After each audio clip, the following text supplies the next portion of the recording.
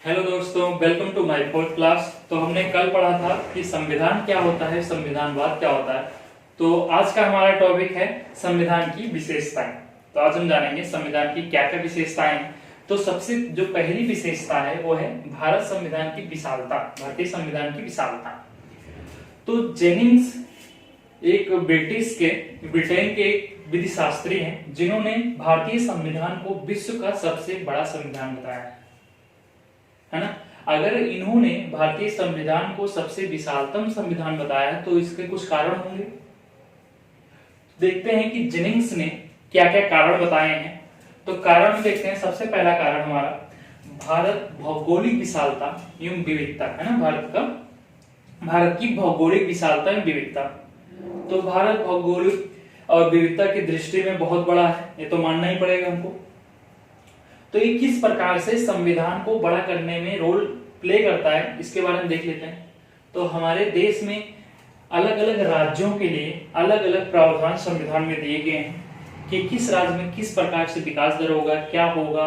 उस राज्य के अलग अलग प्रावधान के कारण एक संविधान को बड़ा बनाता है भारतीय भौगोलिक एवं विविधता, क्योंकि हर राज्य के अपने अलग अलग प्रावधान है। उसी प्रावधान के कारण संविधान हमारा बड़ा होता चला गया है।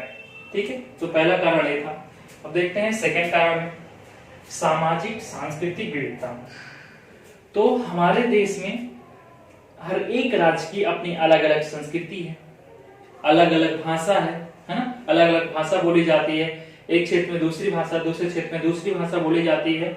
तो हमारे अलग अलग राज्यों के लोगों के लिए भी अलग अलग प्रावधान दिए गए हैं संविधान में।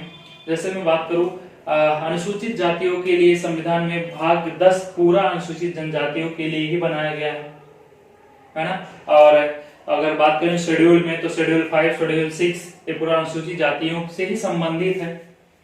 तो इसमें अलग अलग संस्कृति के लोगों के लिए अलग अलग प्रावधान संविधान में दिए गए हैं। इस कारण से इस सामाजिक सांस्कृतिक विविधता भी संविधान को बड़ा करने में बड़ा रोल प्ले करता है। यह भी आपको समझ में आ गया होगा। अब थर्ड देखते हैं। थर्ड क्या कह रहा है कि संघ एवं राज्य के लिए एक संविधान। आप समझते हैं कि संघीय क्या होता है ना, संघ क्या होता है। तो हमारे देश में क्या है, संघीय प्रणाली है ना। अमेरिका में भी संघीय प्रणाली है, लेकिन ब्रिटेन में संघीय प्रणाली नहीं है। अब बात आती है कि संघीय प्रणाली होती क्या है। तो संघीय प्रणाली वो होती है, एक सिंपल मैं समझा देता हूं आपको, कि केंद्र और राज्य की अलग अलग सरकार ही क्या कहलाती है, संघीय प्रणाली। जिस देश में केंद्र में अलग सरकार होगी और राज्य में अलग सरकार होगी वहां क्या होगा, संघीय प्रणाली होगी। ये सिंपल सी बात है। तो इन्होंने कहा संघ एवं राज्य के लिए एक संविधान। तो जैसे अमेरिका में क्या है कि केंद्र के लिए अलग संविधान बनाया गया है और जो उनके छोटे प्रांत या राज्य हैं उनके लिए अलग संविधान बनाया गया है। तो क्या हो गया, उनका संविधान छोटा हो गया, क्योंकि केंद्र के लिए अलग संविधान है और छोटे प्रांतों के लिए अलग संविधान है। बट इंडिया में ऐसा नहीं है। इंडिया में क्या है, एक ही संविधान है, केंद्र के लिए भी और छोटे प्रांतों के लिए भी, राज्यों के लिए एक ही संविधान है। ऐसा क्यों किया गया इंडिया में, भारत में ऐसा इसलिए किया गया कि हमारी एकता के लिए किया गया। अगर हमारे अलग अलग राज्यों के लिए अलग अलग संविधान हो जाए तो सभी के अलग अलग मत होंगे। अगर कोई विचार करेंगे सबके विचार अलग अलग आएंगे। तो इस विचार को अलग ना करने और एकता में भी विखंडता आएगी, कोई कुछ कह रहा है कोई कुछ कह रहा है ना, जब अलग अलग संविधान हो जाएगा। सो एक ही संविधान इसलिए रखा गया कि हमारे देश में एकता बनी रही है ना, भाईचारा बना रहे, इसलिए एक ही संविधान बनाया गया था। तो संघ एवं राज्य के लिए एक संविधान होने के कारण हमारा संविधान क्या हो गया है, बहुत बड़ा हो गया है।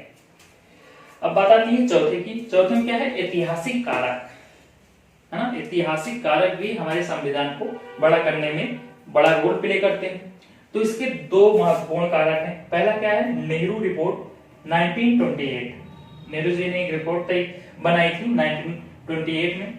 और दूसरा है भारत सरकार अधिनियम 1935। ठीक है, अब बात कर लेते हैं नेहरू रिपोर्ट क्या था। तो 1928 में नेहरू जी ने कहा था कि भारतीय भी भारतीय संविधान बना सकते हैं। उनका क्या था, क्या लिखा था उन्होंने कि भारतीय भी भारतीय संविधान बना सकते थे। उन्होंने अपने संविधान में जो उन्होंने लिखा था उसमें बहुत सारे प्रावधान लिखे थे। जब उन्होंने रिपोर्ट तैयार करी थी, वो रिपोर्ट में बहुत अच्छी अच्छी बातें लिखी गई थी, उन्होंने बहुत सारे प्रावधान लिखे थे जो प्रेजेंट संविधान में निहित है, डायरेक्ट नेहरू रिपोर्ट से लिए गए हैं भारतीय संविधान में। फर्स्ट चीज होगी। और सेकंड चीज, भारत सरकार अधिनियम 1935। तो इसमें क्या है कि जब अंग्रेजों को लगा 1935 में, है ना, कि अब भारतीय लोग जागरूक हो चुके हैं, है ना, अपने महात्मा गांधी जी अपनी अलग से लड़ाइयां लड़ रहे थे और भगत सिंह अपनी जान की कुर्बानी दे चुके थे भारत के लिए, और चंद्रशेखर आजाद जैसे महान नेता थे हमारे यहाँ, अम्बेडकर जैसे नेता थे। तो क्या हो गया, अंग्रेज अंदर से डर गए थे कि हम ज्यादा दिन तक शासन अब इंडिया पे नहीं कर सकते। तो उन्होंने क्या सोचा कि हम बहुत सारे अधिकार जो हैं उन लोगों को देंगे, है ना, बहुत सारे अधिकार उन्होंने लोगों को दिए और बहुत उदार तरीके से दिया था, उदार, है ना, जो उन्होंने अधिकार बनाए थे लोगों के लिए उसमें बहुत उदारता दिखाई थी उन्होंने। तो जो उन्होंने नियम बनाए थे और इसके तहत बनाए थे, भारत सरकार अधिनियम 1935 में लिखे गए थे उनके अधिकार। तो ये भारतीय सरकार अधिनियम 1935 से भी भारतीय संविधान में बहुत सारी चीजें लिए गए थे, क्योंकि उसमें बहुत उदारवादी तरीके से अंग्रेजों ने उसमें प्रावधान दिए थे। भारतीय संविधान के 2/3 भाग में इन दोनों ऐतिहासिक कारकों का सबसे बड़ा रोल है। हम कह सकते हैं 2/3 भाग इन्हीं दो में से है, ठीक है, इन्हीं दोनों से है। ये समझ में आ गया होगा आपको। पांचवा कारण है ऐसे प्रावधान जो अन्य देश के संविधान का भाग नहीं है। तो हमारा संविधान इसलिए भी बड़ा है कि हमारे देश में जो संविधान है उसमें अलग अलग चीजें भी दी गई हैं जो अन्य देशों में नहीं। जैसे एक एग्जांपल मैंने दिया हुआ है, लोक सेवाएं। लोक सेवाएं केवल भारत में ही है ना, सिर्फ भारतीय संविधान में ही लोक सेवाएं हैं और बाकी किसी भी संविधान में आपको लोक सेवाएं देखने को नहीं मिलेगी। इस कारण से भी हम कह सकते हैं कि हमारा संविधान क्या है, विशाल है। एक कारण कौन दे रहा है, जेम्स दे रहे हैं, ठीक है। अब छठा है ग्रहित संविधान। ग्रहित संविधान जब मैं कल पढ़ाऊंगा आपको आगे तो और डिटेल में पढ़ाऊंगा आपको इसके बारे में ग्रहित संविधान, लेकिन आप समझ लीजिए ग्रहित संविधान होता क्या है। तो ग्रहित संविधान वो संविधान है जो विदेशी संविधानों से ग्रहण किए जाते हैं, है ना, जो प्रावधान विदेशी संविधान से ग्रहण किए जाते हैं उसे ही क्या कहते हैं, उसे ही ग्रहित संविधान कहते हैं, ठीक है। ये समझ में आ गया होगा आपको। अब देखिए कुछ कारण थे तो इसकी आलोचना भी की गई है, और आलोचना किसने करी है, वही ब्रिटिश जो थे जेनिंग्स से नहीं करी है ना, वीर शास्त्री थे जेनिंग्स, उन्होंने आलोचना भी की है। और आलोचना क्या की है कि भारतीय संविधान वकीलों का स्वर्ग है। तो उन्होंने इसके दो कारण भी दिए थे कि मैं ऐसा क्यों कह रहा हूं कि भारतीय संविधान वकीलों का स्वर्ग है, ऐसा उन्होंने क्यों कहा, इसके उन्होंने दो कारण भी दिए हुए हैं। पहला कारण है संविधान की विशालता और सेकंड है भाषा शैली की जटिलता, ठीक है।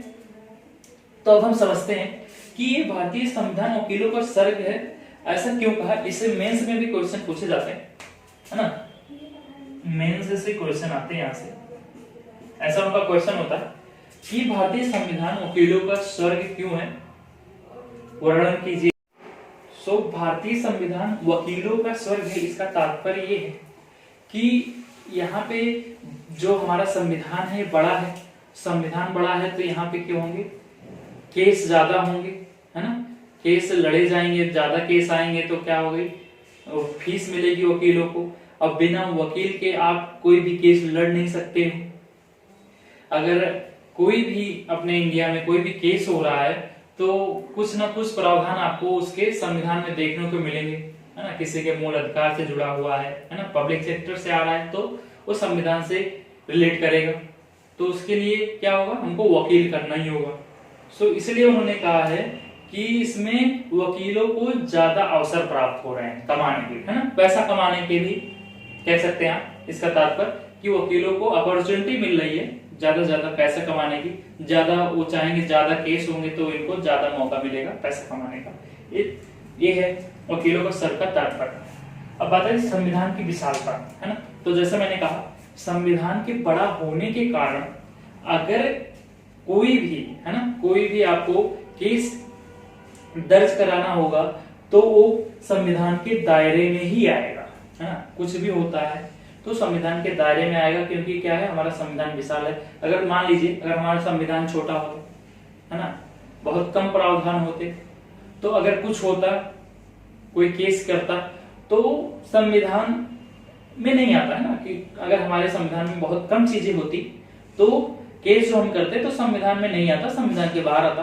तो यही है कि संविधान के बड़े होने के कारण अगर कोई भी, है ना, मुकदमा दर्ज होता है या मुकदमा कोई करता है तो संविधान के अंतर्गत ही आता है।